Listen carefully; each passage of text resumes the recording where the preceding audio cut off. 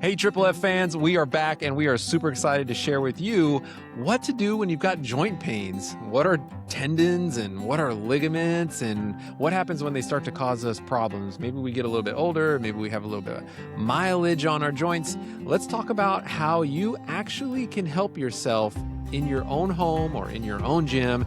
That's what we're going to talk about today on Triple F. Let's do it.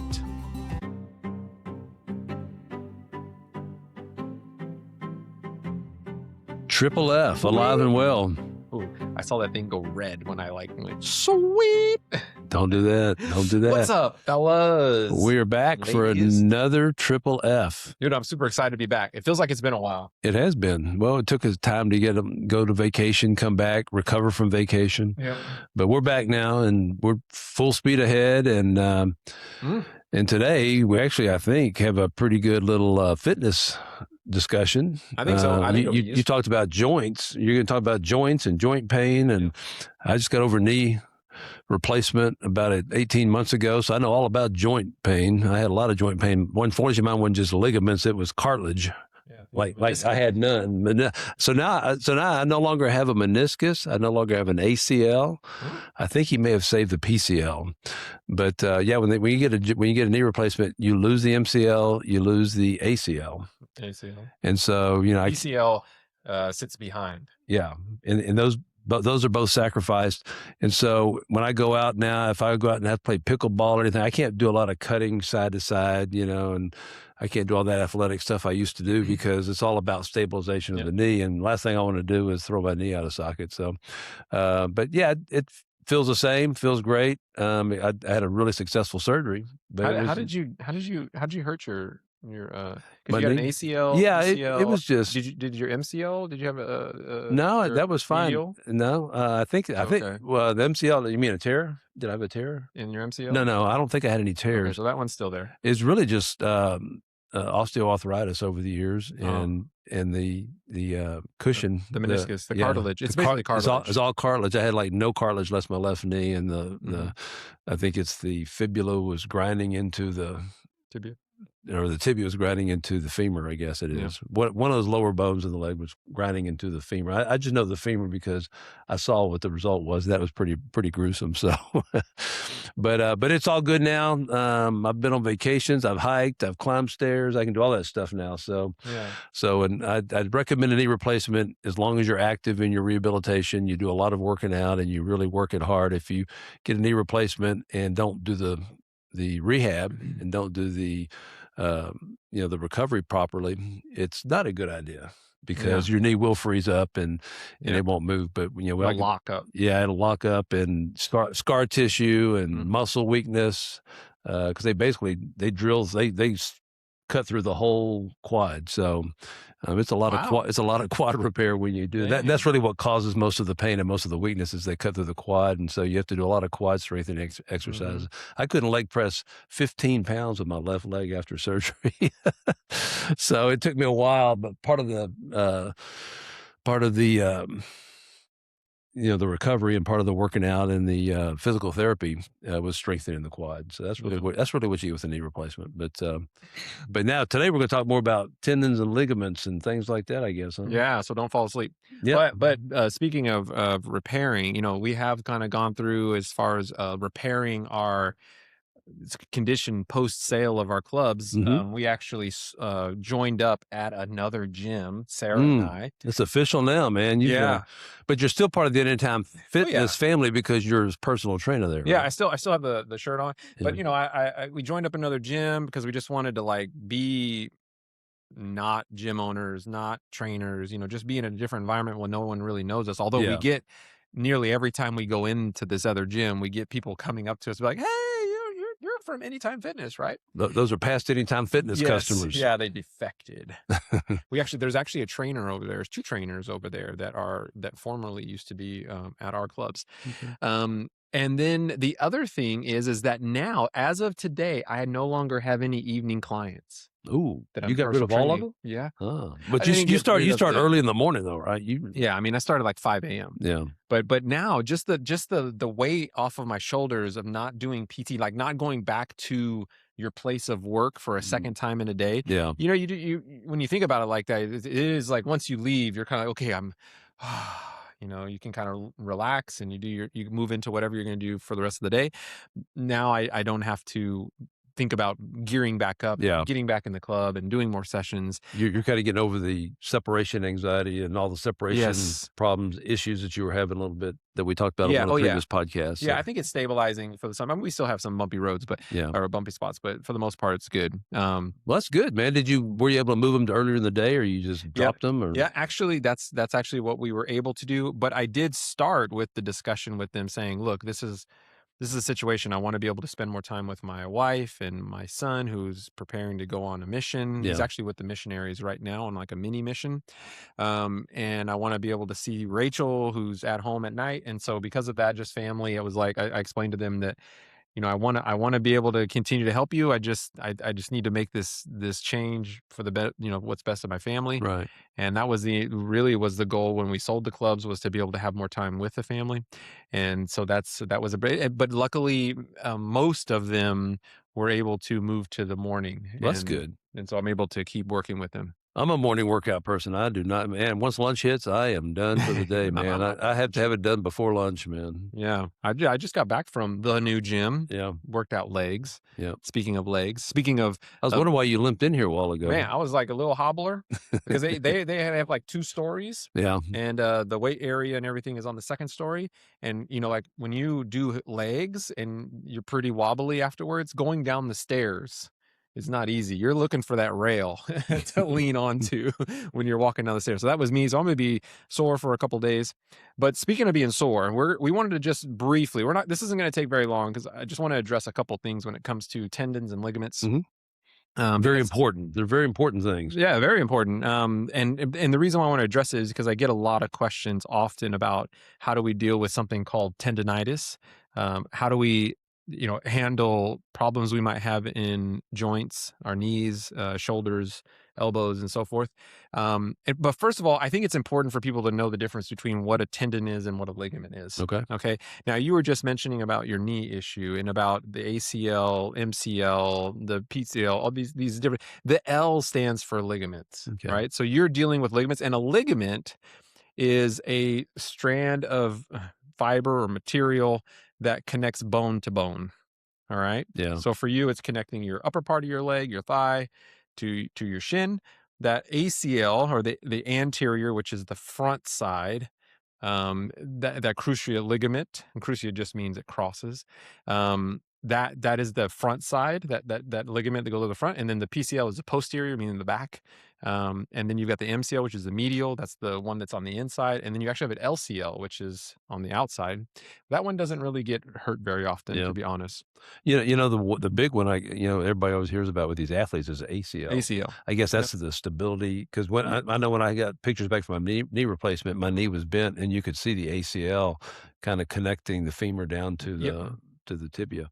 Yeah, that's exactly right. And the reason why is because they will have a sudden movement where they've planted, and those two bones that are connected with that really important ligament goes like this, Mm, right? And it just basically shears the shit, yeah, ACL, right? Or it bends and it pops it. And oftentimes you'll hear people talk about, yeah, I could hear it. Even people in the ugh, stands will be like, I could hear it in the stands, right? And you basically pop that ACL. And that then you what they do then is they go in, they have surgery, and then they basically replace that ligament with maybe like a farm animal yeah, ligament, or maybe from another part of a human corpse or something. Anyway, you get that repaired, and then they immediately start you in physical therapy. yeah. My son has a friend he plays pickup basketball, and, Mhm. he's had a torn ACL, like, the same one, like, 5 times. Mm, So they must just be able to just fix them over and over again yep. as many times. I don't know if they use new I material or I don't know why you would keep playing I know basketball. it. He really I don't know I why said, you "Just would do pickup." it. He's not even getting paid to play No, basketball. that's But he's in his brutal. 40s now, and he's had, like, 5 ACL repairs. Yeah, one thing I So, appreciate about your son, Gary, is that because he is a basketball coach, they told him when he got hired on, he's like, "You're not allowed to play basketball." yeah.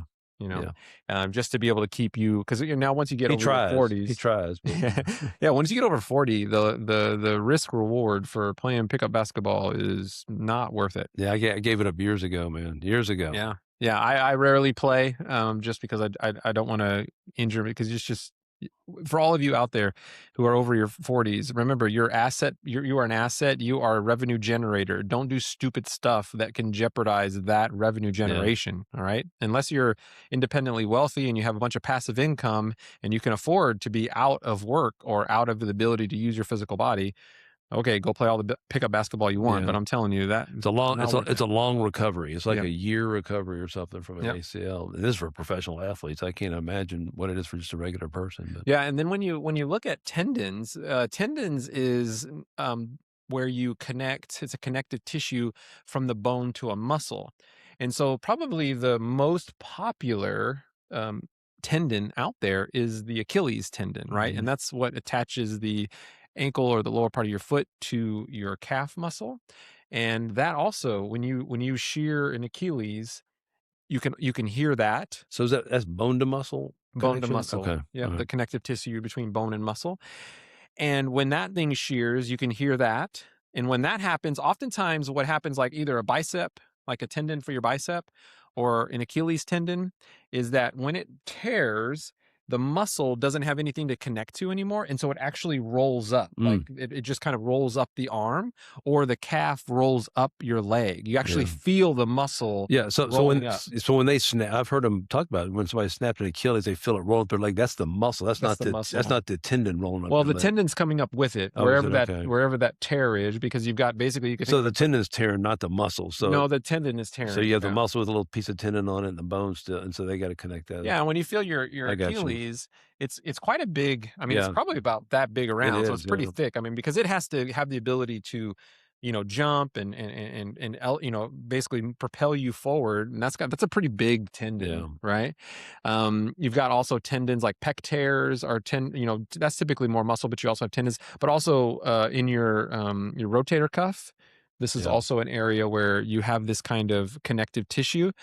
Now, but I think the thing that I just wanted to spend a little bit of time on was this, uh, and I've been in this camp that I'm about to tell you for a long time, and it's only been recently that I've started to find that there's actually another viewpoint that from medical studies has more validity to it in the studies.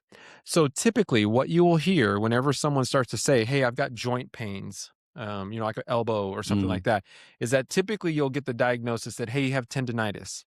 Tennis elbow or something Tennis like that. elbow, yes. And so with this type of injury, we're talking about inflammation. We're talking about when you actually look at a tendon under like an X-ray, or you have some sort of imaging that's done on it, you actually will see white spots that will show you where there is an injury, right? Mm. And typically, what a tendon does, what the body does, is that you have this like sheath that the tendon is sort of wrapped in, and the injured portion, it will put this sheath around that injured part to protect it. And the problem with tendons is, it is, how do you actually repair them? So the going um, general accepted practice is that whenever you have pain like this that we're talking about in your elbow, maybe in your shoulders, in your knees, hips, is that the once it's diagnosed as tendonitis, is that rest is the main Yeah. prescription. Okay. However, when you actually speak to someone who has this kind of problem with their tendons, is, let's say they rest for 3 or 4 weeks. Guess what happens when they go back for the first time to go work that area again? Flares back up? It didn't improve. Oh, did Now, it? what they do is they will say, "Oh, it flared back up," Uh, but in reality, it never really healed. healed all the way. And there is a really cool or interesting reason why. And this is what I think is so valuable about this particular podcast. So you better subscribe and like and share it, because this is really worth its weight in gold. The reason why a tendon will not repair itself by just resting it is because tendons by themselves don't receive blood flow unless they're put in a certain circumstance. Now, the reason why I bring up blood flow is because blood is actually how you deliver nutrients to an affected area. Okay. This is often why when you're talking to a personal trainer, they'll say these cool phrases like motion is lotion. Well, actually, what motion does is it puts blood into the area, the joints and so forth, and it starts to feel better over time. Is the tendon actually a thing that's hurting, or is it the muscle or bone that's attached It's to the it? tendon. So It's it's the the actual flare. tendon Yes, it is the inflammation in the in the tendon. tendon. Like there's a So there's damage nerve there. there's nerve endings in the Yes. Oh, tendons. yes. Okay, yeah. Yes. Mhm. Yeah. There's actual damage in that In the that tendon. tissue. Okay. So in order to get blood flow, which is sort of the life-giving liquid that we have running through our body, also can be what brings diseases and so forth. So it's double-edged sword, as we know. But in order for you to heal that tendon, you actually have to put it in motion. Now, that may sound counterintuitive, but there is a specific way that you are expected to do this. And when you go do PT, they actually do it. PT meaning physical therapy, they actually do this. This is why whenever you like a ligament, this is true for ligaments too, and tendons, whenever you get your knee replaced or you get a ligament replaced or there's tendon surgery or whatever, once the initial inflammation is done, let's say a day or two or whatever, they will look, especially this is true for athletes, they will look to start motion, like moving that joint right away. Yeah. Okay. And the reason why they want to move the joint is because they know if they can move it, they can put blood into it, which will bring the healing nutrients to that tendon, to that ligament. Okay. And this is what's really important. Now, what you want to be careful is that you don't want to use the tendon in the way that it's intended to be used. That's a good play on words there. Yeah. You don't want to use the tendon in the way it's intended to be used because tendons, like ligaments, help to provide stability. Tendons allow us to be able to do repetitive motions over and over again, and they allow us to be able to do explosive movements. Okay, so running, jumping, these types of things, tendons are good at handling these motions. But when you're trying to get blood into them, you do not want to do these kinds of motions. You don't want to do jumping. You don't want to do anything that's like really heavily repetitive, like lots of walking and so forth. What you actually want to do the opposite. So this is the trick. What you have to do with this type of tissue is you have to elongate it, meaning you have to stretch it, and you have to hold it under tension. And so what does that mean? So for example, let's say you have a patella tendon issue or you got a ligament problem. What you would want to do, this is just an example. It wouldn't be the first exercise, but just as an example, through your rehab, what you would do is you would do like a split squat, a lunge, and instead of going through a lot of up and down, up and down, up and down, you would just hold it in that position under tension. And the tension is either going to be initially your body weight, holding it for like 15 seconds, 20 seconds, So up to 30 you're seconds. stretching it out. You're stretching Yeah, you're stretching it, but you're also putting it under under tension, tension. Okay. right? And that process will elicit blood flow into that area. Okay. Okay. And then the blood will come in and it will provide nutrients and it will start to repair it. All right. So you do that and you increase the time under tension as you get more and more comfortable. And then what you do to judge whether or not you're doing too much or too little, it has to do with how you feel after 24 hours of doing those exercises. And you'll get with your physical therapist or with your professional, you'll get those exercises you should be doing. But as long as you're doing them, you will, 24 hours later, you will evaluate, well, what is my pain level at the moment? Is it a 3 or a 4? If it's 3 or 4 out of 10, 10 would be like, I cannot stand it. Like it is debilitating. It is super painful, right? So a 3 or 4 would be like manageable, maybe a 5. Then you'd be like, okay, I'm good to go again. All right. But if you get up and you're like, hey, it's, it's really, really painful. It's like a 6 or a 7 or an 8. Okay. Then you need to back off on the amount of tension and the resistance that you're actually putting or the load that you're putting on that. Yeah, probably 10 years ago, when I retired, I started refereeing basketball. Man, it was brutal. I would get, if I did too much tournaments, things like that, I'd get patella tendonitis. it had to be, I had to put one of those bands around your knee or whatever.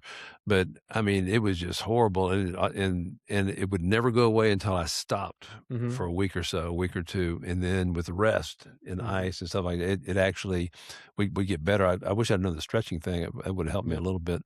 But man, I tell you, there's nothing more painful than patella tendonitis. Like trying to walk with that. And then when you're trying to referee a game of basketball, and when you when you watch these referees out there on the court, they probably almost all have patella tendonitis. Because you'd go into the referee's room and they'd be rubbing ointment on their knees, ice and bands and braces, and man, I tell you, there's very little that would help it. So because they're all former basketball players, right? Man, yeah, and I never got playing basketball, but suddenly when I was 55, all of a sudden out there running with 18-year-olds, I was starting to get tendonitis. High mileage. And it may have been I wasn't stretching it enough or what have you before I started, and so it would get inflamed. But boy, there's nothing more painful when you're trying to ref or walk than patella. When you mentioned patella tendonitis a while ago, I assume that's what it was, front of the knee. It's like the front of the knee, just below the kneecap. So and you put that little band, that little there patella to hold tendon band, put pressure on that. And that works really well too. I mean, I'm amazed. It has like a little knot in it or something, and you just put a little pressure on that tendon. So if you have tendonitis in your patella, those bands work really well. I don't know how, but they do. Well, the same thing is true because even on tennis elbows, they have the similar band there that they put on this edge, or this point of your elbow. But the same thing's true on your elbow, right? If you're having elbow issues, that you want to like stretch the tendon and put it under resistance and hold it there. Okay. Again, you're trying to drive blood into that area to be able to help repair it. But those are the things, and it's counterintuitive because again, the prescription for a long time has been to just rest it. And I don't say that you shouldn't rest it. But once the inflammation has gone down, which shouldn't be longer than 1 or 2 days, so 24 to 48 hours, the inflammation should start to go down. Then you should start to look to add that resistance and holding it for that period of time in order for it to allow for blood to be able to get in there. Because remember, these fibers don't have active blood flow in them unless you put them under stretch and put them under load for time. Do you do the same thing with muscles? I know we're talking about tendons and ligaments, but like, so if you pull a muscle, would you stretch that or would you just sit and rest and let it heal? Yeah. So initially you would want to let that heal first. Okay. Yeah, because muscles are different than tendons. Muscles are not going to have an issue of getting blood flow to them. So blood rushes to muscles. Yes. I think, so. Yes.